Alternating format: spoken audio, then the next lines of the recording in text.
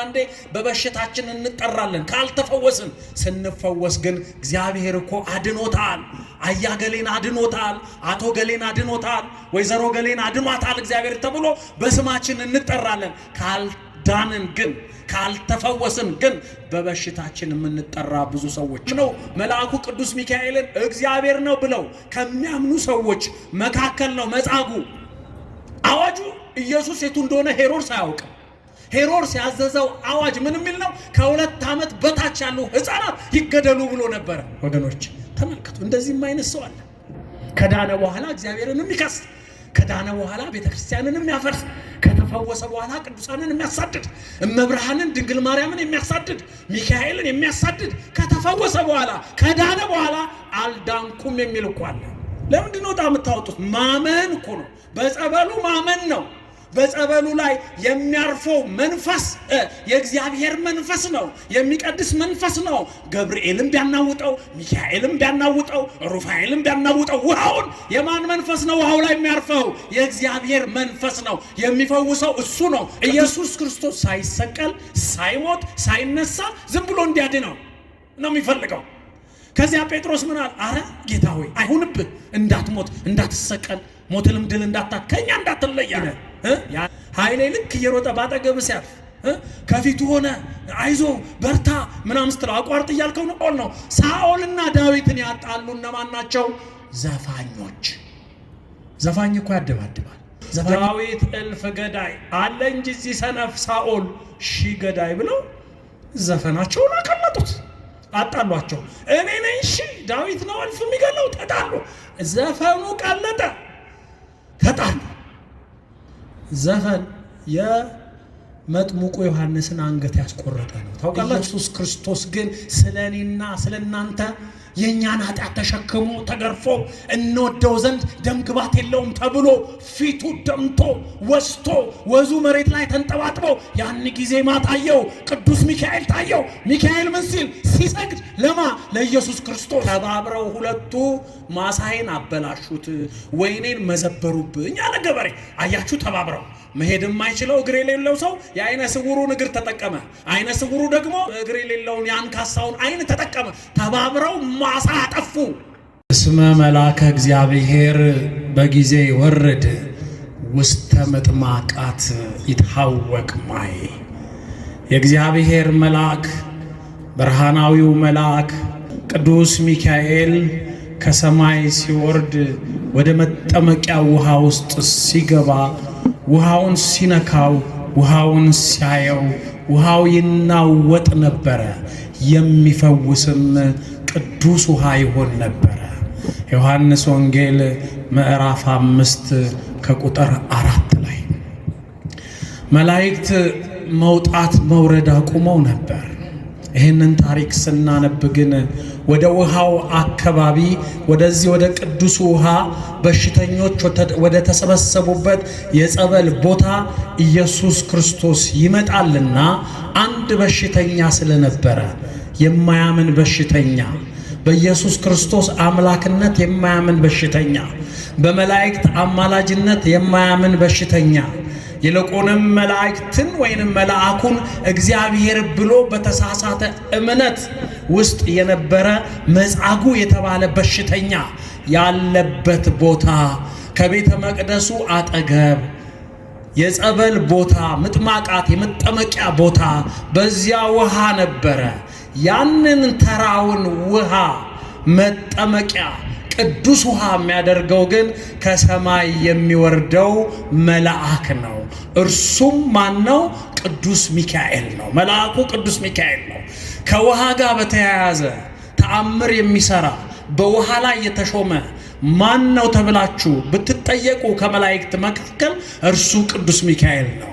ለዚህ ነው በቤተ ክርስቲያናችን አስተምህሮ የቃና ዘገሊላ በዓልን ስናከብር በዓሉን ከሚካኤል ጋር ደርበን የምናከብረው፣ ከሚካኤል ጋር አንድ አድርገን የምናከብረው በውሃ ላይ የተሾመ ተራውን ውሃ፣ ራቁቱን ያለውን ውሃ፣ የሰፈሩን ውሃ፣ የቧንቧውን ውሃ በቡራኬ ቅዳሴ ጸበል የሚያደርግ ቅዱስ ማይ የሚያደርግ ስልጣን የተሰጠው መልአኩ ቅዱስ ሚካኤል ነው።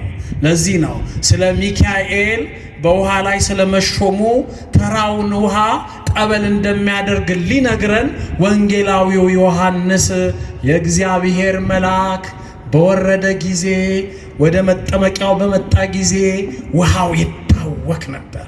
መታወክ ታውቃላችሁ? እንዲጠራ የእግዚአብሔር ውሃ እንዲሆን ይነዋወጽ ነበር።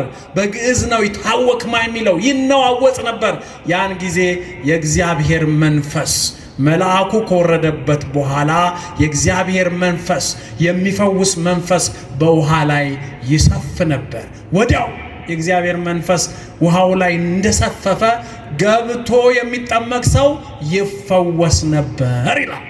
ይህንን የውሃውን መነዋወጥ የሚጠብቅ አንድ የ38 ዓመት በሽተኛ ስሙ መጻጉዕ ነው የሚባለው። የበሽተኝነት ስሙ ነው፣ የመጠሪያ ስሙ አይደለም። ዋና ስሙም አልተመዘገበም። በሽተኛው፣ ጎባጣው፣ ሰውነቱ የሰለለው ማለት ነው። በዚህ ነው የሚጠራው። አንዳንዴ በበሽታችን እንጠራለን ካልተፈወስን። ስንፈወስ ግን እግዚአብሔር እኮ አድኖታል፣ አያገሌን አድኖታል፣ አቶ ገሌን አድኖታል፣ ወይዘሮ ገሌን አድኗታል እግዚአብሔር ተብሎ በስማችን እንጠራለን። ካልዳንን ግን ካልተፈወስን ግን በበሽታችን የምንጠራ ብዙ ሰዎች አለን። በበሽታችን እድሜ ልካችንን ያንተን በሽታ ያለበት እየተባልን እኮ እንጠራለን። ካልተፈወስን ለመፈወስ ወደ ጸበሉ መምጣት ነው። መልአኩ ወደሚወርድበት ጸበል መልአኩን አማላጅ ብሎ ማመን ነው። ኢየሱስ ክርስቶስን አምላክ አዳኝ ብሎ ማመን ነው። መጻጉዕ ግን ኢየሱስን አያምንም፣ አዳኝ ነው አይልም።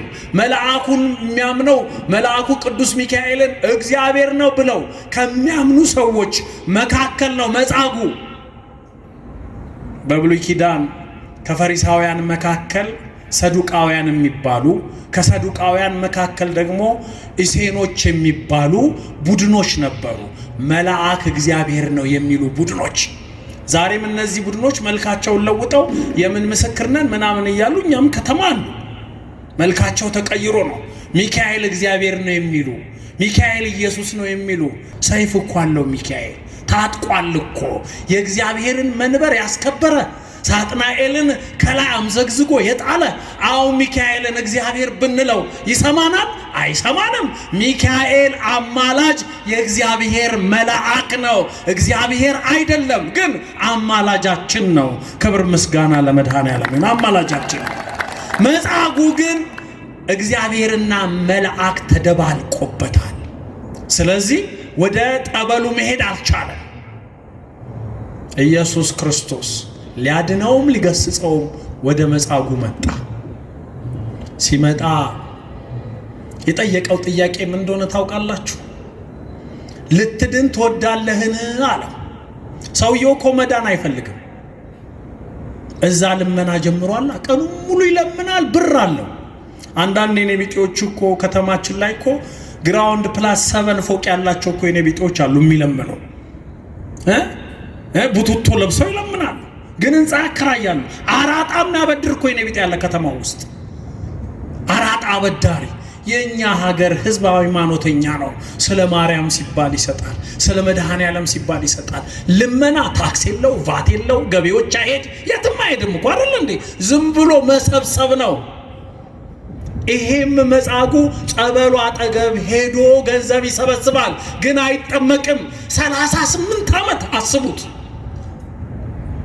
ለምንድን ነው ማትድነው? መዳን ትፈልጋለህ ብሎ ኢየሱስ ክርስቶስ ጠየቀው። ሲመልስ ምን አለ? አዎ መዳን እፈልጋለሁ፣ ግን እኮ መልአኩ መጥቶ ውሃውን ጠበሉን ሲያናውጠው እኔ ቀድሜ ልገባ ስል እኮ እንደው ሌሎች ይቀድሙኛል አለ። ውሸቱን። ሌሎቹም እኮ እንደሱ በሽተኞች ናቸው። ብዙዎች ድነዋል። እሱ ያልዳነው ለምንድን ነው? እስኪ አስቡት። መጻጉዕ ማለት ምንድን እግር የሌለው እጅ የሌለው ድቡልቡል ሰው፣ ሰውነቱ የሰለለ ጸበሉ አጠገብ ያለ 38 ዓመት አስቡት። ቀስ እያለ አንድ ቀን አንዴ ከብለል ቢል፣ በሁለተኛውም ቀን አንዴ ከብለል ቢል፣ በሶስተኛውም ቀን እንዴ 38 ዓመት ሙሉ ቢንከባለል ጠበል ውስጥ አይገባም እንዴ? ግን መዳን አይፈልግም። እግዚአብሔርን መፈታተን ነው የሚፈልገው። ተውት ይሄንን። መጻጉዕ ለመዳን ከፈለገ በሚካኤል አማላጅነት የሚያምን ቢሆን በእግዚአብሔር አምላክነት የሚያምን ቢሆን መጻጉዕ አጠገቡ እኮ ሌላ አይነ ስውር አለ ሊፈወስ የመጣ ከአይነ ስውሩ ጋር እኮ ተባብሮ ወደ ጸበሉ መሄድ ይችላል። ወደ ጸበሉ መሄድ ይችላል። ምን ብሎ አትሉኝም? የአንድ ገበሬን አባባል ላስታውሳችሁ። ገበሬው ምን አለ? በዚህ በግዕዝ መጽሐፋችን መጽሐፈ ፈላስፋ ላይ የተጻፈ ታሪክ ነው። እውርኒ በአይነ ሃንካስ ነጸረ ወአንካስኒ በእግረ እውር ሆረ ወበክሌሆሙ ወይንየ ተመዝበረ። ምን ማለት ነው? እውር አይነ ስውር የሆነ አይን የሌለው ሰው በአንካሳ አይን እያየ፣ እግር የሌለው ሰው ደግሞ በአይነ ስውር እግር እየሄደ ተባብረው ሁለቱ ማሳዬን አበላሹት፣ ወይኔን መዘበሩብኝ አለ ገበሬ። አያችሁ፣ ተባብረው መሄድ የማይችለው እግር የሌለው ሰው የአይነ ስውሩን እግር ተጠቀመ። አይነ ስውሩ ደግሞ እግር የሌለውን የአንካሳውን አይን ተጠቀመ። ተባብረው ማሳ አጠፉ፣ ወይን ቀጠፉ፣ በሉ፣ ጠገቡ። ይሄ መጻጉዕም እኮ ከአንዱ አይነ ስውር ጋር ተባብሮ እኮ ሮጦ መግባት ይችላል፣ ግን መዳን አይፈልግም። በሚካኤል አማላጅነት አያምንም። በኢየሱስ ክርስቶስ አዳኝነት አያምንም። ኢየሱስ ክርስቶስ እኮ ሲያድነው ምንድን ነው ያለው? ዳግመኛ ኃጢአት እንዳትሰራ፣ ከዚህ ባሰ እንዳያገኝህ። ስለዚህ ኃጢአት ሰርቷል። ኃጢአቱ ምንድን ነው? የዮሐንስ ወንጌል ምዕራፍ 9 ላይ ያለው ሌላ መጻጉዕ አለ። ኃጢአት ያልሰራ መጻጉዕ፣ ግንባሩ ላይ አይን የተሰራለት የተፈጠረለት መጻጉዕ አለ። እሱ ንጹህ ነው፣ እሱ ቅዱስ ነው።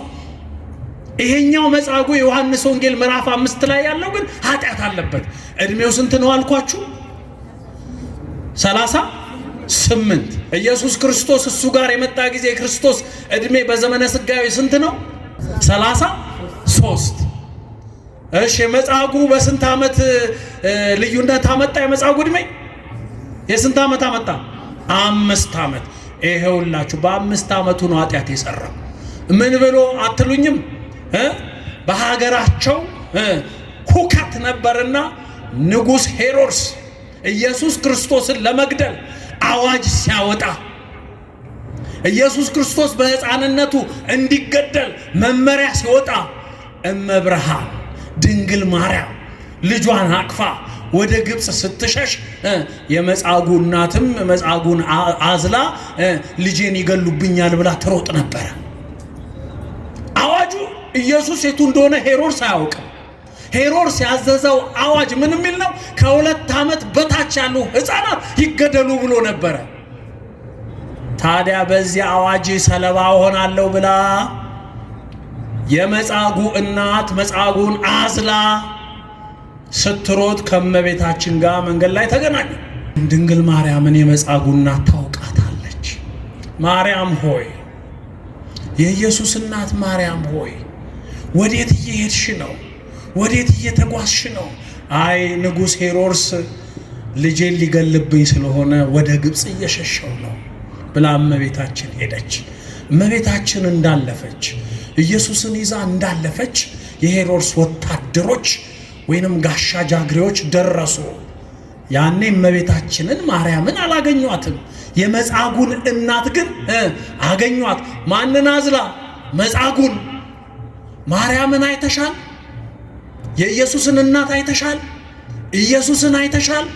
ልናጠፋቸው ልንገላቸው እንፈልጋለን ብለው ወታደሮቹ ጠየቁ። ያን ጊዜ ሴትዮዋ ፈርታ ዝም አለች። መጻጉዕ ጀርባ ላይ አልነበር? በአፉ አሞጠሞጠ። ታውቃላችሁ፣ በአፉ ማሞጥሞጥ አቅጣጫ አሳየ። በዚህ ጋር ሄደዋል አለ። በአፉ መራመድ የሚችለው ልጅ እናቱ ጀርባ ላይ ደርቆ ቀረ። ያን ጊዜ ናውረድ ብትለው እናቱ መውረድ አልቻለም፣ ተጥመልምሎ ቀረ። ወስዳ ቤተ ሳይዳ ከሚባል አሁን መልአኩ እየወረደ ከሚያናውጠው ከሚቀድሰው ጸበል አጠገብ አስቀመጠችው። እዛ ከርሞ ክርስቶስ ግብፅ ሄዶ ከግብፅ ተመልሶ ኢየሩሳሌም ሲያስተምር በ33 ዓመቱ ክርስቶስ መጻጉዕን እዛ መጠመቂያ ጋር አገኘው። መጻጉዕ በመጀመሪያ የሚያሾፈው ማላይ ነው? ኢየሱስ ላይ። ወገኖቼ እስኪ ወደ ጸበል ስንሄድ እኮ በመጀመሪያው ዋና አስፈላጊው ማመን ነው። ማመን መጻጉዕ እኮ አያምንም።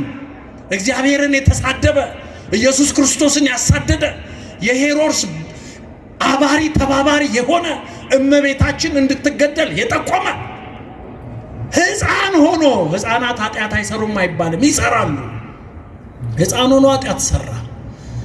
ኢየሱስ ክርስቶስ ግን ሲያድነው ዳግመኛ ኃጢአት እንዳትሰራ ከዚህ ባሰ እንዳያገኝህ ኃጢአት አትስራ ነው። ዛሬ ከኛ በላይ እኮ ሕፃናት ቤት ውስጥ ሲደባደቡ አታዩም? እንደ አንዱ ሕፃን ከሌላው ሕፃን ጋር ለምንድን ነው የምደበደበው ስትል ሰደበኝ ይላል። ምን ብሎ ሰደበ ስትለው ሕፃኑ በሆዱ ሰደበኝ ይላል። በምኑ ሰደበኝ ይላል? አያችሁ፣ የሆድ ቋንቋም ያውቃሉ ሕፃናት። እኛ ገና የዚህ የራሳችንን ቋንቋ ገና መግባባት አልቻልንም አይደል? ሕፃን ልጅ በሆዱ ሰደበኝ ብሎ ይጣላል። የሰውን ሆድ ማንበብ የሚችል ሕፃን፣ ክርስቶስ ወዴት እንደሚሄድ የሚያውቅ ሕፃን፣ የክርስቶስን አምላክነት የሚያውቅ ሕፃን ግን ክርስቶስ እንዲሰደድ ክርስቶስ እንዲገደል በሄሮድስ መከራ እንዲደርስበት የፈቀደ ሕፃን መጻጉዕ ጸበል አጠገብ ወደቀ። ጸበሉ ግን ሊያድነው አልቻለም። እግዚአብሔር ሲመጣ እኮ አይ ጸበሉን ተወው እኔ አለሁልህ እንደሚለው መንገደኛው እንደሚጠቅሰው አይደለም እኮ ኢየሱስ ወደ መጻጉዕ የመጣው እኮ መፈራረጃ ሊያደርገው፣ እኔ ጌታ ነኝ፣ እኔ አምላክ ነኝ፣ ወደ ጸበሉ የሚወርደው ደግሞ ማን ነው? መልአክ ነው ብሎ የመልአክንና የእግዚአብሔርን ልዩነት ሊያስረዳው፣ እሺ ዳን ግን ኃጢአት እንዳትሰራ ነው። ከዛ ቤተ መቅደስ መጣ መጻጉዕ ድኖ። ኢየሱስ ክርስቶስ አልጋህን ተሸክመ ሂድ ሲለው መጻጉዕን እኮ ዝም ብለህ ሂድ ማለት ይችል ነበር። ግን በማዳን ስራ ውስጥ ክርስቶስ ባደረገው የመፈወስ ስራ ውስጥ እንከን የሌለበት መሆኑን ለማሳየት የእጁ ታምራት ፍጹም መሆኑን ለማሳየት አልጋህን ተሸክመ ሂድ አለው። ተሸክሞ እየሮጠ ሄደው። አልዳንኩም እንዳይል እኮ ነው። አይ እንደገና ሳይድ ኢፌክት ነበረው በኋላ ደግሞ እግሬን አመመኝ እንዳይል እኮ ነው። አልጋውን ያሸከመው ጠንካራ መሆኑ እንዲታወቅ ነው የተፈወሰው መጻጉዕ። ግን የሱ ጥንካሬ ቤተ መቅደስ መጣ። መጻጉዕ ቤተ መቅደስ ሲመጣ ኢየሱስ ክርስቶስን አየው። ያን ቀን በደንብ አላስተዋለው ነበር። የፈወሰው ቀን ሲገናኙ አንተ መጻጉዕ እኔ እኮ ነኝ የፈወስኩ፣ እኔ ነኝ ያዳንኩ ሲለው ኢየሱስ ክርስቶስ አንተን አይደል እንዴ የምፈልገው? ማን ፈውሰኝ አለ? ማን አድነኝ አለ? የሰንበት ቀን ሰንበታችንን ሽረ እንዴት ታድነኛለህ ብሎ ለአይሁድ ለሊቀ ካህናት ሄዶ ነገረ።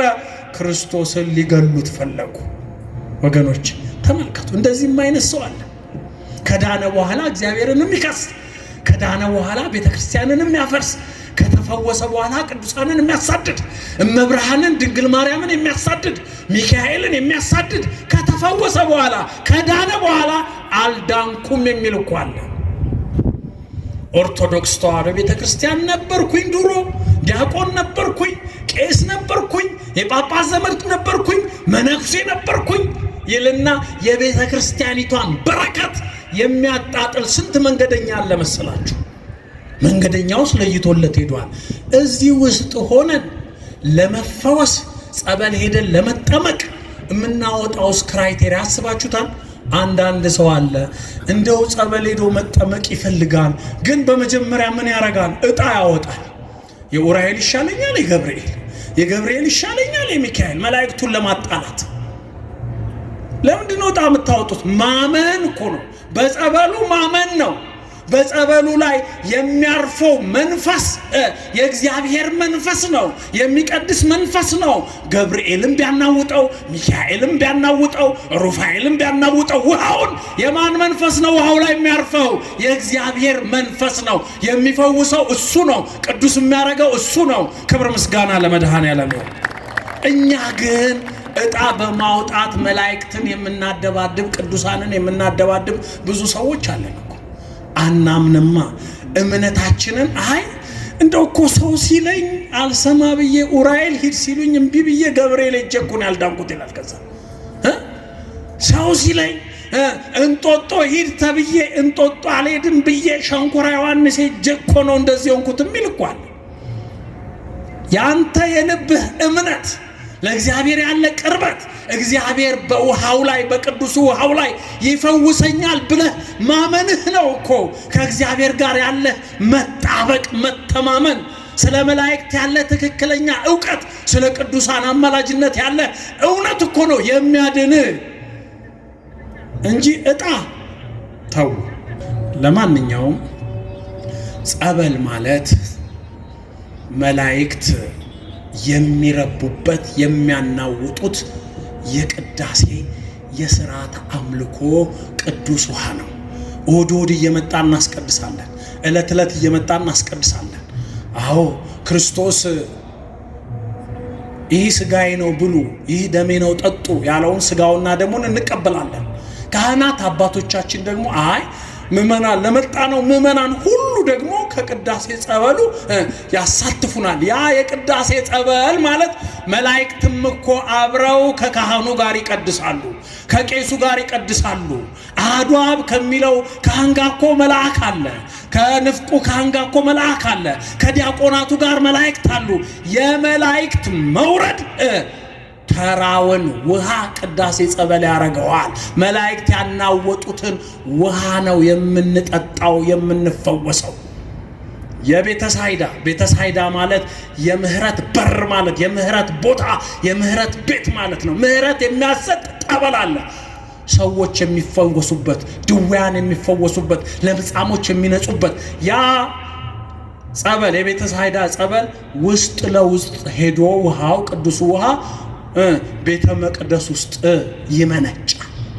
ልክ እግዚአብሔር ኤደን ገነትን ከፈጠረ በኋላ ከኤደን የሚፈልቁ አራቱ አፍላጋት ፊሶን፣ ጊዮን፣ ኤፍራጥስና ጤግሮስ የሚባሉት አራቱ ወንዞች ወዴት ሄደው ይፈሳሉ ይላል? ገነት ውስጥ ሄደው ይፈሳሉ። አዳምና ሔዋን ይጠጡታል። ጸበል ነበር ይላል መጽሐፍ ቅዱስ። ያ ጸበል አሁንም እኛ ቤተ መቅደስ አለ። ክብር ምስጋና ለመድኃኔዓለም ይሁን።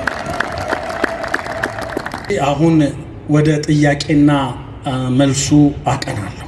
መጀመሪያው ጥያቄ ጠያቂያችን የጠየቀን ጥያቄ እግዚአብሔር በሁሉም ቦታ የሚገኝ አምላክ ፈጣሪ ነው፣ በባህሪውም ሙሉ በኩልሄ ነው ይባላል። መላእክት ደግሞ በሁሉም ቦታ መገኘት የማይቻላቸው ፍጡራን ናቸው ይባላል። ለምሳሌ የገብርኤል በዓል ቀን እንደዚህ ከሆነ የገብርኤል በዓል ቀን ቅዱስ ገብርኤል የሚገኘው የትኛው ቤተ ክርስቲያን ነው? ጠያቂያችን ጥያቄው የኔ አይደለም ሌላ ሰው ጠይቆኝ ነው ይላል። ኦርቶዶክስ አማኝ ነኝ፣ ግን ጥያቄው ሌላ ሰው ጠይቆኝ ነው። እግዚአብሔር በባህሪው በሁሉም ቦታ ይገኛል፣ ሙሉ በኩልሄም ነው ይባላል። መላእክት ደግሞ ፍጡራን ናቸው። ገብርኤል ሲባል አንድ መልአክ አለ፣ ሚካኤል ሲባል አንድ መልአክ አለ፣ ሩፋኤል ሲባል አንድ መልአክ አለ። ስለዚህ የገብርኤል በዓል ቀን የት ነው ያለው? በሁሉም ቦታ የሚገኝ ከሆነ ነው አጠያየቁ። እግዚአብሔርን ሆነ ማለት አይደለም ወይ? በአንድ ቦታ ነው የሚገኘው ለማለት ነው። በአንድ ቦታ ከተገኘ ደግሞ እናንተ ያላችሁ የገብርኤል ቤተክርስቲያን ብዛቱ ብዙ ነው፣ ዋናው ገብርኤል የቱ ጋር ነው የሚል ፍና ተሳልቆ ያለበት ወይንም ማሾፍ ያለበት ጥያቄ ነው ማለት ነው። ገብርኤል ቁልቢ ገብርኤል አለ፣ አዲስ አበባ ደግሞ ብዙ ገብርኤል አለ፣ ለንደን ገብርኤል አለ፣ አሜሪካ ገብርኤል አለ፣ አውሮፓ ገብርኤል አለ፣ ቤተክርስቲያኑ አለ። በመጀመሪያ ደረጃ ይሄንን መልስ የሚሰጠው ራሱ ቅዱስ ገብርኤል ነው ለሚጠይቀን ሰው። ጥያቄው እርግጠኛ ነኝ የሌሎች ነው፣ ያመጣው ሰው የኛ ሊሆን ይችላል። ቅዱስ ገብርኤል ምን ብሎ ይመልሳል? የሉቃስ ወንጌል ምዕራፍ 1 ከቁጥር 19 ላይ ገብርኤል ምን ይላል? አነ ውእቱ ገብርኤል ዘእቀውም ቅድመ እግዚአብሔር፣ እኔ በእግዚአብሔር ፊት የምቆመው ገብርኤል ነኝ። በማን ፊት የምቆመው? ገብርኤል ነኝ አለ። በእግዚአብሔር ፊት የምቆመው። ጠያቂያችንን አንድ ጥያቄን ጠይቀው፣ የእግዚአብሔር ፊት የት ነው? የእግዚአብሔርን ፊት መወሰን ይችላል? ይቻላል? የእግዚአብሔርን ፊት መወሰን ለምን? የእግዚአብሔር ፊት በዓለም ሙሉ ነው። እሺ እግዚአብሔር ፊት በዓለም ምሉ ከሆነ ገብርኤል ደግሞ ምን ብሏል? እኔ በእግዚአብሔር ፊት የምቆመው መልአክ ነኝ ብሏል። ስለዚህ ገብርኤል እግዚአብሔር ባለበት ቦታ ሁሉ አለ ማለት ነው። ክብር ምስጋና ለመድኃኔዓለም። ጥያቄው እንዴት ይኖራል የሚለውን ማብራራት ከሆነ እናብራራ። እሺ ለማብራሪያ መነሻ የሚሆነን የመጽሐፍ ቅዱስ ገጸ ንባብ እንዲህ ይላል። የዮሐንስ ወንጌል ምዕራፍ 4 ከቁጥር 24 ላይ ኢየሱስ ክርስቶስ ሳምራዊቷን ሴት ሲያስተምራት እንዲህ አላት።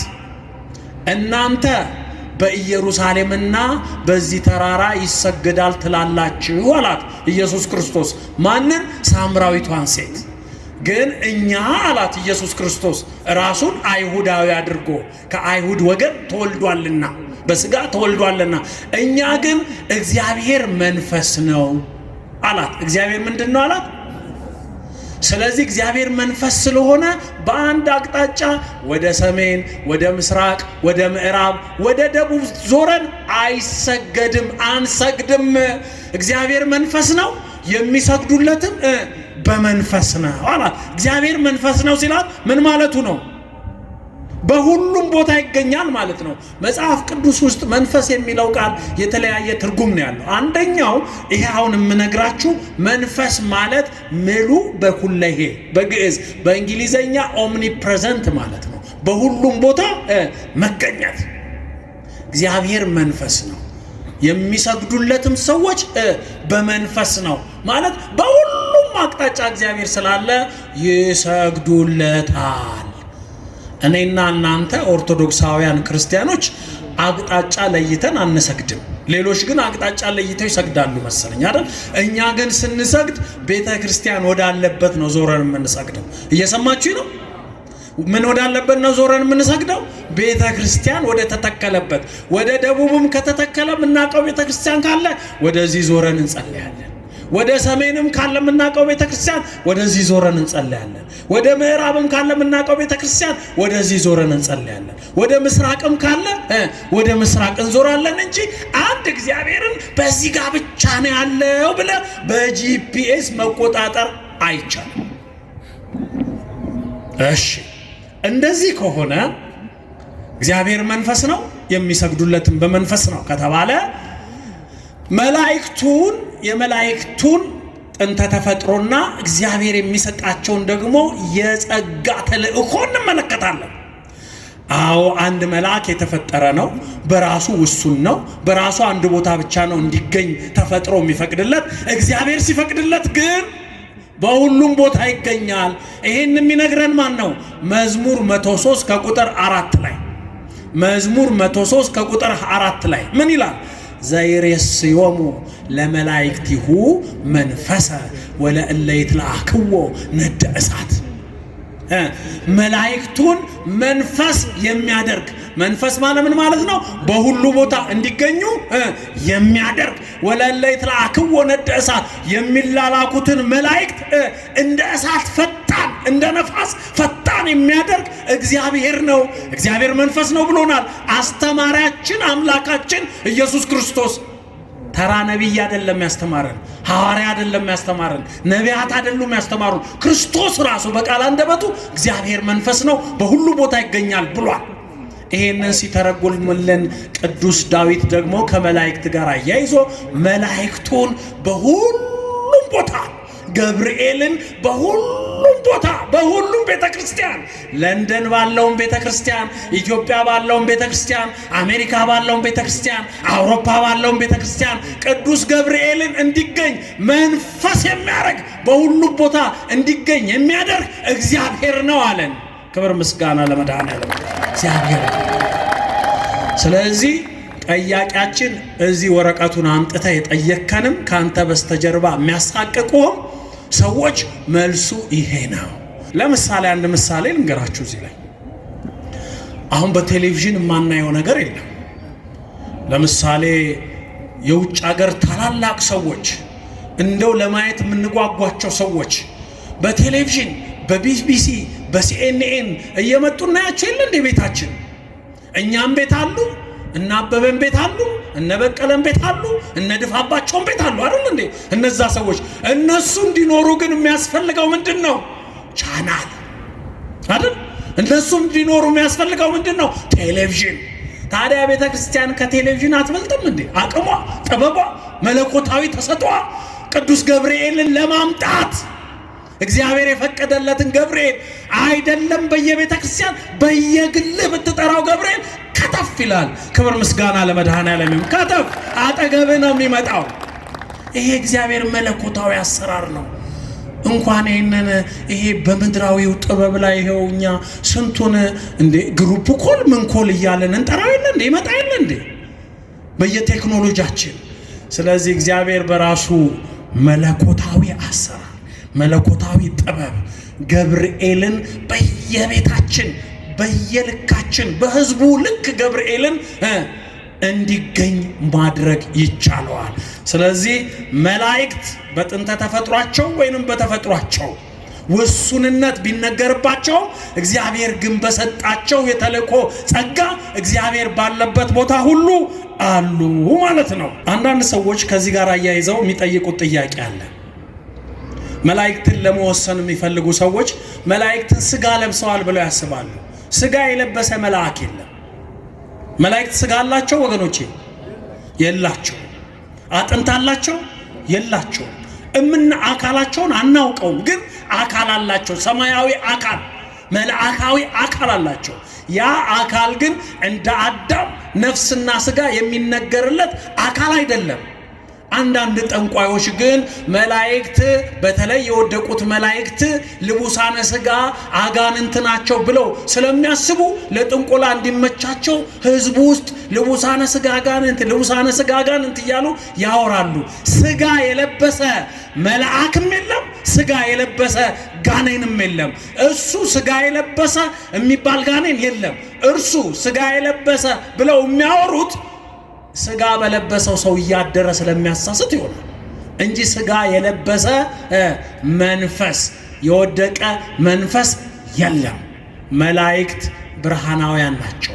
ተልኳቸው በእሳትና በነፋስ ይነገራል እንጂ ተፈጥሯቸውንም እንዲህ ነው ብሎ ለመናገር ይከብዳል። ስለዚህ ስጋ የለበሰ በአንድ ቦታ የሚወሰን መልአክ የለም። ብርሃናዊ መልአክም በሉት የወደቀውንም ይሄ እርኩሱን መልአክ የሚባለውንም በሉት ስጋ የለበሰ የለም። መላእክት ምንድን ናቸው? መንፈስ ረቂቃን ናቸው።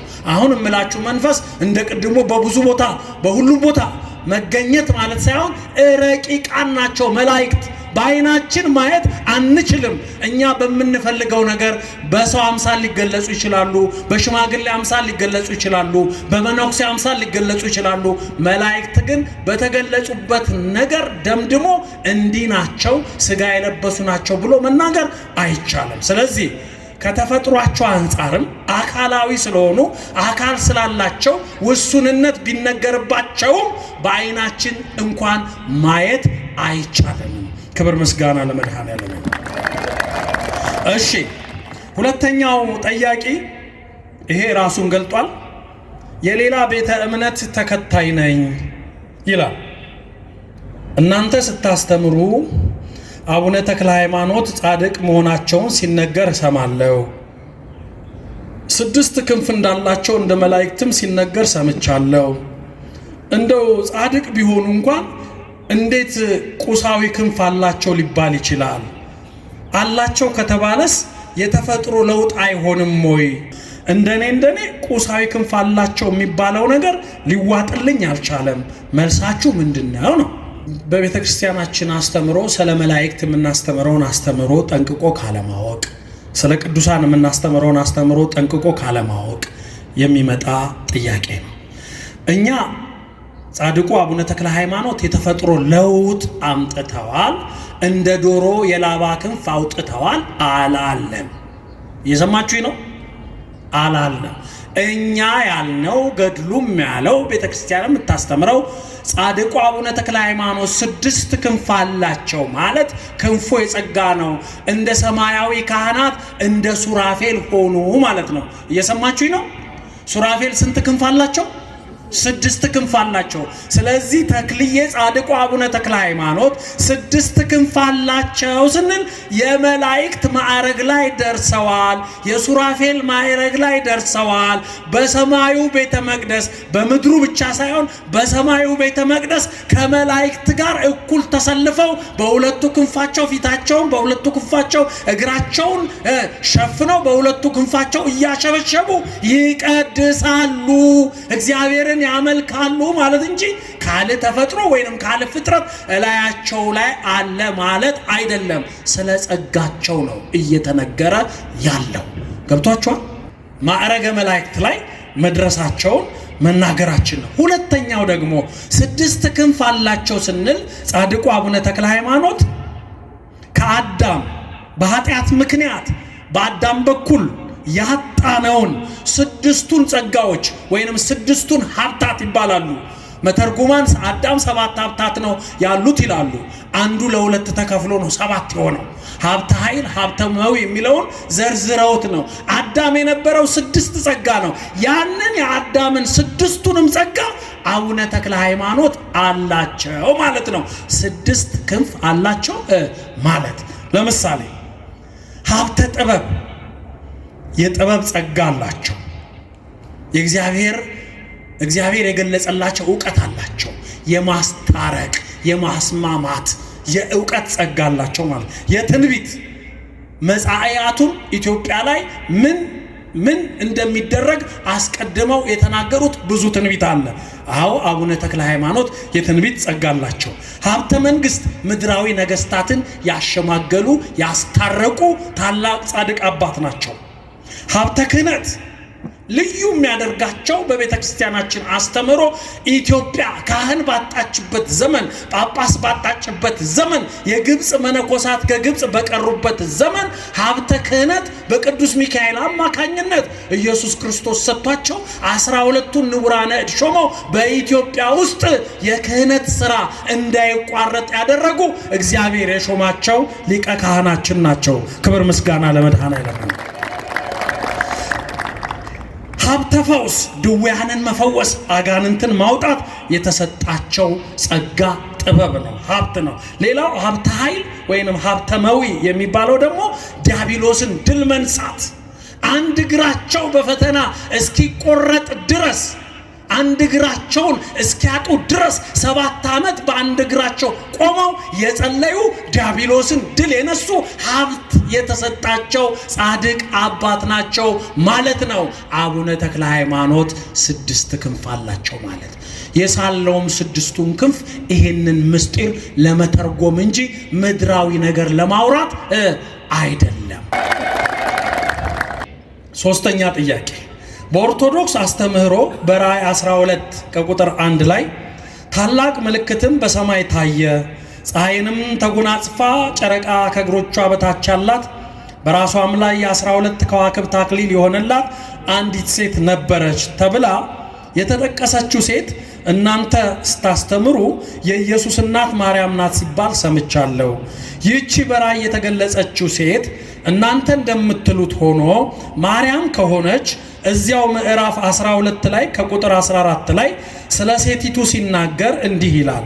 ከእባቡም ፊት ርቃ አንድ ዘመናትም የዘመንም እኩሊታ ወደምትመገብበት ወደ ስፍራዋ ወደ በረሃ እንድትበር ለሴቲቱ 2 የታላቁ ንስር ክንፎች ተሰጣት ተብሎ ተጽፏል። ይሄ 2 ክንፍ ምንድነው ለሷ የተሰጣት? እርሷ ሰው አይደለችም ወይ? ምን አይነት ክንፍ ነው የተሰጣት? ማርያም ናት ካላችሁ ነው። ያው መልሱ ለተክልዬ ለጻድቁ የመለስነው አይነት መልስ ነው።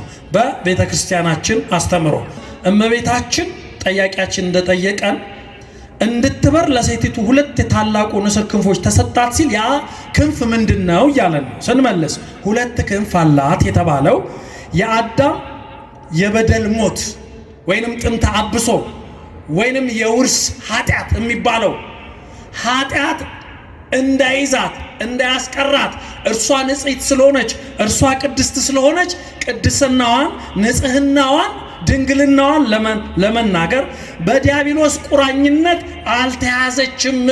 የአዳም በደል የለባትም። ንጽሐ ሥጋ ንጽሐ ነፍስ። ይህንን ቃል በሉልኝ። ንጽሐ ሥጋ በሉ። ንጽሐ ሥጋ ንጽሐ ነፍስ። የነፍስ ንጽህናና የሥጋ ንጽህና፣ ይሄ ሁለቱ ነው የእመቤታችን ምን የተባለው ክንፍ የተባለው። ንጽሐ ሥጋ ስላላት በሥጋ ኃጢአት አልተገኘባትም። ንጽሐ ነፍስ ስላላት በሐሳብም ኃጢአት የለባትም። ይሄ ሁለቱ ስለሌለባት እመቤታችን ሞት አልያዛትም፣ ዲያብሎስ አልያዛትም፣ የአዳም በደል አልያዛትም። ወዴት ሄደች? ወደ ልጇ ወደ ሰማይ በረረች በሁለቱ ክንፏ። ይሄ ነው ሁለት ክንፍ። ክብር ምስጋና ለመድኃኔዓለም። የእመቤታችን ክንፍ ይሄ ክንፍኛ የለንም። ከዚህ አንጻር አበው ሲያስተምሩ እመቤታችን በዚህ ንጽህናዋ በዚህ ቅድስናዋ እህተ መላእክት ትባላለች። ምን ትባላለች? የመላእክት ምን ማለት ነው? እህት። መላእክት ልዩ መገለጫቸው ክንፍ ነው አይደለ? እህተ መላእክት የተባለችው እመቤታችንም ደግሞ ልዩ መገለጫዋ ከሰው ዘር ሁሉ ንጽሕት ቅድስት ሆና በመገኘቷ ልዩ መገለጫዋ ንጽሐ ሥጋና ንጽሐ ነፍስ፣ መርገመ ሥጋ መርገመ ነፍስ የሌለባት፣ ይሄ የሥጋ ንጽህናና የነፍስ ንጽህናዋ ክንፍ ሆኖ ይነገርላታል። በዚህ ምክንያት እመቤታችን የመላእክት እህት ትባላለች። አዳም ኃጢአት ሳይሰራ በነበረበት ማንነቱ በኤደን ገነት ሳለ ሱራፌልና ኪሩቤል ይላላኩት ነበረ ወንድማችን እያሉ። እሱ ግን ያንን ወንድማችን የተባለበትን ማንነት በኃጢአት አግዱፎታል። ያልጎደፈው ማንነት የተገኘው ድንግል ማርያም ላይ ነው። ንጽሐ ሥጋና ንጽሐ ነፍስ የእመቤታችን ክንፍ የተባለው ወይንም ሁለቱ ክንፎች የተባሉት እነዚህ ናቸው ማለት ነው። አራተኛ ጥያቄ፣ አቡነ ተክለ ሃይማኖት ገድላቸውን ሳነበው ተክልዬን ይዟቸዋል። ሰውዬ ዛሬ ድጋሚ ነው አደለ ጥያቄ ጠያቂያችን ማለት ነው። አቡነ ተክለ ሃይማኖት ሰይጣንን አመነኮሱ ይላል በገድላቸው። እንዴት ሰይጣን ሊመነኮስ ይችላል ነው ጠያቂ። እንደው ዝም ብሎ በደረቁ ካነበቡት እኮ አይገባም። የማቴዎስ ወንጌል ምዕራፍ 16 ከቁጥር 18 ጀምራችሁ ስታነቡት ዝቅ ብሎ ጴጥሮስን ካመሰገነው በኋላ ስለ ኢየሱስ ክርስቶስ እውነተኛ ምስክርነት ከሰጠ በኋላ ቅዱስ ጴጥሮስ በክርስቶስ ተመስግኗል። በኋላ ግን ጴጥሮስ ኢየሱስ ክርስቶስ እኔ እሰቀላለሁ፣ እሞታለሁ፣ እነሳለሁ፣ ዓለምን አድናለሁ ሲል የጴጥሮስ እምነት ቅድም እንዳልኳችሁ ከጸሐፍት ፈሪሳውያን ወገን ኢሴንሶች የሚባሉ ቡድኖች አሉ።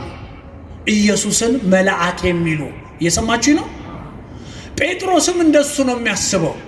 ኢየሱስ ክርስቶስ ሳይሰቀል ሳይሞት ሳይነሳ ዝም ብሎ እንዲያድነው ነው የሚፈልገው። ከዚያ ጴጥሮስ ምን አለ? አረ ጌታ ሆይ አይሁንብህ፣ እንዳትሞት እንዳትሰቀል፣ ሞትንም ድል ከኛ እንዳትለይ አለው። ያኔ ጴጥሮስ ምን አለው? ማን ነው? ኢየሱስ ክርስቶስ ምን አለው? አንተ ሰይጣን አላለው? ምን አለው? አንተ ሰይጣን አለ። ጴጥሮስም በአካል አይደለም ሰይጣን ያለው የሰይጣን ትምህርትን የሚከተል ምክንያቱም የሰውን እንጂ የማንን አትሰማም አለው? የእግዚአብሔርን አትሰማም አለው። እዚህ ጋር ሰይጣን የተባለው ማን ነው? ጴጥሮስ ላይ ያደረ ሰይጣናዊ ትምህርት በሰዎች በኩል በኢሴንሶች በኩል የመጣ ትምህርት የዛ ተከታይ ነው። ሐዋርያት ከሁሉም ሲከተሉት የየግል እምነታቸውን ይዘው ነው የተከተሉት።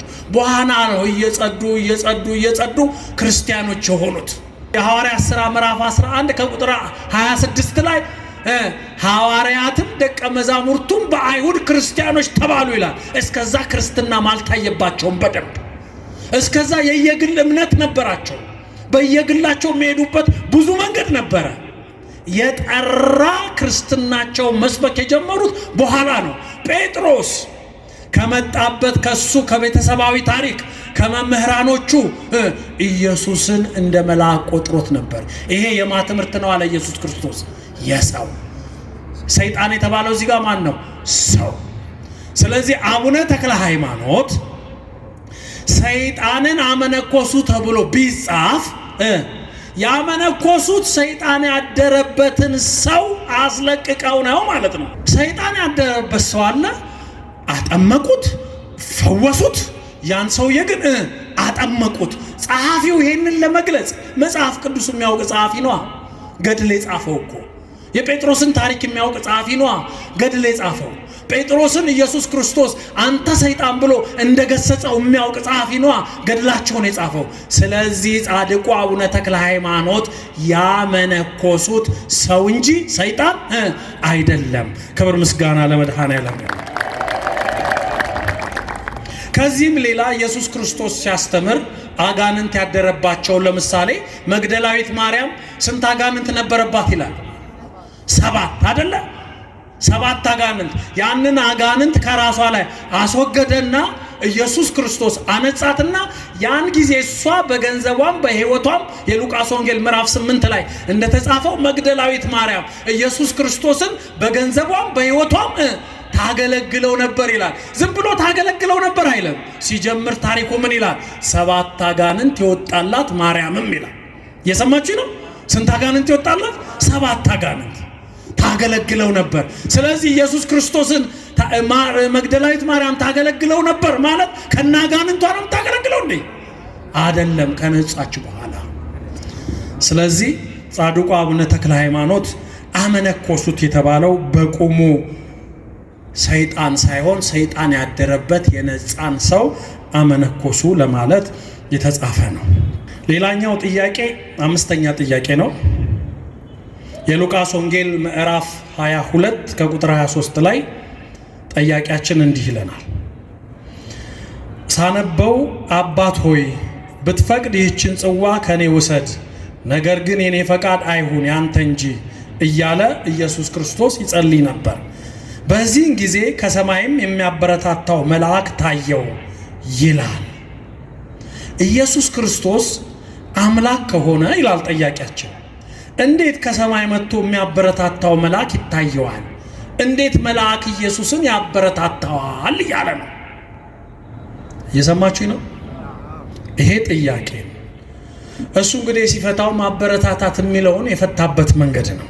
ቋንቋ መቼም እንደያገባቡ ነው የሚፈታው አይደል? ለአንተ ሲሆን መልአክ ሲመጣ ሊያበረታታ ይችላል። እግዚአብሔር ፊት ሲቆም ግን መልአክ ያበረታታል አይባልም። በእኛ ቋንቋ አይተረጎሙም። ቋንቋው እንኳን ቢኖር አንድ ምሳሌ ልንገራችሁ። እኛ እንበላለን አይደል? መብላት እንጀራ እንበላለን፣ ውሃ እንጠጣለን፣ ዳቦ እንበላለን፣ ስጋ እንበላለን። መኪናችሁም ይበላል አይደል? መኪና የሌላችሁም እንዳላችሁ አስቡ። ይቅርታ መኪና ምንድን ነው የሚበላው? መኪና ነዳጅ ነው የሚበላው አይደል? አሁን ኤሌክትሪክም ይበላል። መኪና ነዳጅ ይበላል ማለት እንዳንተ ያኝካል ማለት ነው። ያላምጣል ማለት ነው። አንጀት አለው ማለት ነው። ሆድቃ አለው ማለት ነው። ለመኪና ራሱን ችሎ ነው እንዴት እንደሚበላ የሚፈታው። ብዙ ነዳጅ ይወስዳል ማለት ነው። መብላት ግን የሚያያዘው ለሰው ሲሆን ከምን ጋር ነው? ከማኘክ፣ ከማላመጥ፣ ከመሰልቀጥ ጋር ነው የሚያያዘው። ለመኪና ግን እንደሱ አይደለም። ልክ እንደዚህ ሁሉ ኢየሱስ ክርስቶስ ሲጸልይ አንደኛ ወንጌላዊው ነው የጻፈው፣ በሰው አንጻር ቆሞ የሉቃስ ወንጌል ላይ ነው የተጻፈው። ወንጌላዊው ሉቃስ ኢየሱስ ሲጸልይ ከሰማይ የሚያበረታታው መልአክ መጣ አለ። አበረታታው እንዴ? እኛ በምናስበው አይደለም። ማበረታታት የሚለው በመጀመሪያ ቃሉ ልንገራችሁ። ሀገራችን የምትታወቀው በሩጫ ነው፣ በአትሌቲክስ ሯጮች ይሮጣሉ። አይታችሁ ከሆነ ሲሮጡ አንደኛ ወጣ። እኔ ሩጫ ማየት የተውኩት በኃይሌ ገብረስላሴ ጊዜ ስለሆነ እሱን ልጥራ፣ ሌሎቹ ይምታቱብኛል። ኃይሌ ገብረስላሴ አንደኛ እየወጣ እየሮጠ ነው አይደል? አንተ ግን ደጋፊ ነህ። ኃይሌ ልክ እየሮጠ ባጠገብ ሲያልፍ ከፊቱ ሆነ አይዞ በርታ ምናምን ስትለው አቋርጥ እያልከው ነው። ምን እያልከው ነው? እንደሚያሸንፍ ታውቃለህ። አንተ ግን አብረ መሮጥ አትችልም። ትንሽ ትችላለህ እንዴ? አትችልም። አይዞ በርታ ምናምን በአንተ ቤት እያበረታታኸው ነው። ባታበረታታውስ ያቋርጠዋል? አቋርጠው። እሱ የተነሳው ምን ለማድረግ ነው? ለመጨረስ፣ ለማሸነፍ ነው። መልአክ ስለመጣ ኢየሱስ ክርስቶስ ፊት ኢየሱስ ክርስቶስ ሲጸልይ ኢየሱስ ክርስቶስ ወደ አባቱ ሲጸልይ ወደ አብ ሲጸልይ መልአክ መጣ ማለት ሊያቋርጠው ነው አይደለም። መልአኩ ለምንድን ነው የመጣው? ከኢየሱስ ክርስቶስ ጋር መሆኑን ለመግለጽ። እኔ አምላክ አይደለሁም ለማለት መልአኩ እኔ ፈጣሪ አይደለሁም አንተ ፈጣሪ ነህ፣ ሙትላቸው፣ ተሰቀልላቸው፣ በርታ፣ ቀጥልበት፣ ተሰቀል፣ ሙት፣ ሞትን ድል አድርገህ በአባት ቀኝ ተቀመጥ እያለው ነው መልአኩ። ክብር ምስጋና ለመድኃኔዓለም ይሁን። ማበረታታት እንዲህ ነው የሚፈታው። እዚህ ጋር አየህ፣ ቀጥል፣ ዓለም ይዳን፣ ህዝብ ይዳን እያለ ነው መልአኩ። ማበረታታት ይሄ ነው። አንተ በሰውኛ አትፍታው የሰውን እንጂ የእግዚአብሔርን አትሰማም የተባለው ጴጥሮስ ግን ኢየሱስ ክርስቶስ ሊሰቀል ሲል ምን አረገ? ሰይፍ ገዝቶ ደብቆ ክርስቶስን ሊሰቅሉ የመጡ ጸሐፍት ፈሪሳውያን ሊቃነ ካህናት ሲመጡ ያንዱን የሊቀ ካህናት አሽከር ጆሮውን ቆረጠው። ጴጥሮስ ኢየሱስ እንዲሰቀል አይፈልግም እኮ ጴጥሮስ፣ እንዲሞት አይፈልግም። ሞትንም ድል ነስቶ እንዲነሳ አይፈልግም። የጴጥሮስ እምነት እንዲሁ ኢየሱስ ክርስቶስን እያዩ መኖር፣ ኢየሱስን እንደ አምላክ ሳይሆን እንደ መልአክ የተቀበለ ነበር ቅዱስ ጴጥሮስ። ኢየሱስ ክርስቶስ ግን አምላክ ነው፣ ፈጣሪ ነው፣ የአብ የባህሪ ልጅ ነው፣ የድንግል ማርያም ልጅ ነው። የተሰቀለ ሞትን ድል አድርጎ የተነሳ ነው። የጴጥሮስ ሰይፍን እረፍ ያለው ሰይፍ አያስፈልግም። የሚያስፈልገው ምንድን ነው? የክርስቶስ መስቀል ነው። ክብር ምስጋና ለመድኃኔዓለም። ስለዚህ አያችሁ፣ አሁን መልአኩ ቅዱስ ሚካኤል ነው። ወደ ኢየሱስ ክርስቶስ መጣ፣ ሲጸልይ ሰገደ። ሚካኤል ስራው መስገድ ነው። ቅድም እንዳልኳችሁ የሚካኤል ሌላኛው ስሙ ሱራፊ ነው። ሱራፌል ሲባል የሚካኤል ነገድ እንዳለ በህብረት የሚጠራበት ነው። ሱራፊ ስራው ምንድነው? መስገድ ነው፣ መንበርከክ ነው፣ አምላክን አይቶ ማምለክ ነው። ለዚህ ነው በሕማማት እኮ ይሄንን ስናስታውስ እኮ ይህን ገጸ ንባብ በቅዱስ ሚካኤል አንጻር ቆመን ተንበርክከን ለከ ኃይል እንላለን፣ ለአምላክ ይደሉ እንላለን። ለአምላክ ስግደት ይገባል። ላንተ ኃይል አለ፣ ብርታት አለ፣ ኃይል ላንተ ይገባል። እኛ የምንጨምርልህ ነገር የለም። በቅዱስ ሚካኤል አንጻር እኛ እንሰግድልሃለን። ስለዚህ የሚካኤል ስግደት፣ የሚካኤል አምልኮን፣ የመልአኩን ስግደት፣ የመልአኩን አምልኮ ለኢየሱስ ክርስቶስ ያደረገውን ነው ወንጌላዊ ማበረታታት ብሎ የገለጸው። ማበረታታትም ቅድም እንደነገርኳችሁ በምሳሌው የሚታይ ቀጥልበት፣ ሞትን አሸንፍ፣ ለህዝብ አሸንፍ፣ ህዝብህን አድን፣ በለበስከው ስጋ በተወጋኸው ጎንህ ዓለምን አድን፣ ስምህን ተርጉም፣ እኛ መላእክት ነን አንተ አምላክ ነህ ያለው ቅዱስ ሚካኤል ነው። ያንን ለመግለጽ ነው። ሌላኛው መልአኩ የታየው በፊት ለፊት ለኢየሱስ ክርስቶስ የታየው ትንቢቱና ምሳሌው ይፈጸም ዘንድ ነው። መዝሙር 33 ወይንም በቅንፍ 34 ከቁጥር 6 እስከ 7 ላይ እንዲህ የሚል ቃል አለ። አሁን መልአኩ ኢየሱስ ክርስቶስን አበረታታው ይላልና ምን ማለት ነው ለሚለው ነው እየተረጎምኩላችሁ ያለሁት። ትንቢቱ ይፈጸም ዘንድ ምን የሚል ትንቢት? መዝሙር 33 ወይንም 34 ከቁጥር 6 እስከ 7 ላይ ምን የሚል አለ? ዝንቱ ነዳይ ጸርሃ ወእግዚአብሔር ሰምዖ ወእምኩሉ ምንዳቤሁ አድሃኖ ይትአየን መልአከ እግዚአብሔር አውዶሙ ለእለ ይፈርህዎ ወያድኅኖሙ ይላል። አንዳንድ ሰው ዝንቱ ነዳይ ጸርሃ የሚለውና የታየን መልአከ እግዚአብሔር አውዶሙ የሚለው የሚገናኝ አይመስለውም። ለየብቻው ስላጠናው ተያይዞ መሄድ ነው። ዝንቱ ነዳይ ጸርሃ የተባለው ስለ ዳዊት መዝሙረ ዳዊትን የጸለየው ዳዊት አይደለ? ዳዊት ራሱን ደሃ አድርጎ ታሪኩ ይረዝማል በተረከው ዳዊትን ሳኦል ንጉሱ ሳኦል ሲያሳድደው ሊገለው ሲፈልግ ዳዊት የሚነግስ መስሎት ሳኦል ምን አይነት ንጉስ ሆኖ እሱን ገሎ የሚነግስ መስሎት፣ ዳዊት ግን ሳኦልን የመግደል ፍላጎትም ሐሳብም የለውም። ይሄን ያሰበው ሳኦል ነው። ሳኦልና ዳዊትን ያጣሉ እነማን ናቸው? ዘፋኞች። ዘፋኝ እኮ ያደባድባል። ዘፋኝ እኮ ያጣላል። ጎልያድን የሚገል እስራኤላውያንን ሊያጠፋ የመጣውን ጠላት ጎልያድን የሚያጠፋልኝ ማን ነው ብሎ ሳኦል ሲያፈላልግ ዳዊት የሚባል የእሴይ ልጅ አጠር ያለ ጉልበተኛ ወንጭፍ መወንጨፍ የሚችል ባለሙያ ያለ እሱን እናምጣልህ አሉት። አመጡለት። ተወዳጀ። ዳዊት ሳኦል ከዳዊት ጋር ተወዳጀ። መወዳጀት ብቻ አይደለም፣ ልጁን ሜልኮልን ለዳዊት ዳረለት። አሁን ሰላም ናቸው። ዳዊት ግን ሄዶ ጎልያድን ድል አድርጎ ሲመለስ መንገድ ላይ ሴቶች ምን አሉ? ዳዊት እልፍ ገዳይ አለ እንጂ እዚህ ሰነፍ ሳኦል 1000 ገዳይ ብለው ዘፈናቸውን አቀለጡት፣ አጣሏቸው። እኔ ነኝ 1000 ዳዊት ነው 1000 የሚገለው። ተጣሉ። ዘፈኑ ቀለጠ፣ ተጣሉ። ዘፈን የመጥምቁ ዮሐንስን አንገት ያስቆረጠ ነው። ታውቃላችሁ? ሄሮዲያዳ ወለተ ሄሮዲያዳ የሄሮዲያዳ ልጅ ዘፍና እስክስ ብላ እኮ ነው። በኋላ ሄሮድስ ንጉሱ ምን ላርግልሽ በዘፈን ሰክሮ ሲላት የመጥምቁ ዮሐንስን አንገት ቁረጥልኝ። ዘፈን አንገት ያስቆርጣል። አንተ ትደንሳለህ፣ አንተ ትጨፍራለህ። እስኪ እንደው ሻይ ቡና ልጠጣ ብለህ እንደው አንዱ ሆቴል በር ላይ ቁጭ ብለህ ሻይ እኮ ያልኩ ጠላ አላልኩ፣ ሙስኪ አላልኩ፣ ማረቂያ አላልኩ፣ ሻይ ልጠጣ ብለህ አንድ ሆቴል በር ላይ ቀመስ ስታረግ ሻይህን ዘፈን ካለ አስረሽ ምቹ ሲል ሲደልቀው ምን ሲለው ከሻይ ወደ ምን ተዘዋወራለህ? ቀስ ብለህ አንተ ታውቀዋለህ ዝውውርህን። ወደ ውስጥ በረንዳ ላይ ተቀመጥከው ሰውዬ ወደ ውስጥ ትገባለህ አይደል?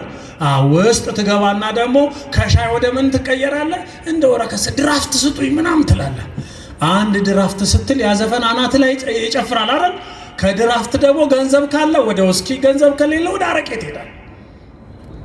ከዛ በኋላ ጠዋት ከቆርቂ ጋር ተጠርገህ ትወጣለህ። ሰውም አትሆንም፣ ጋኔን ይጫወትብሃል።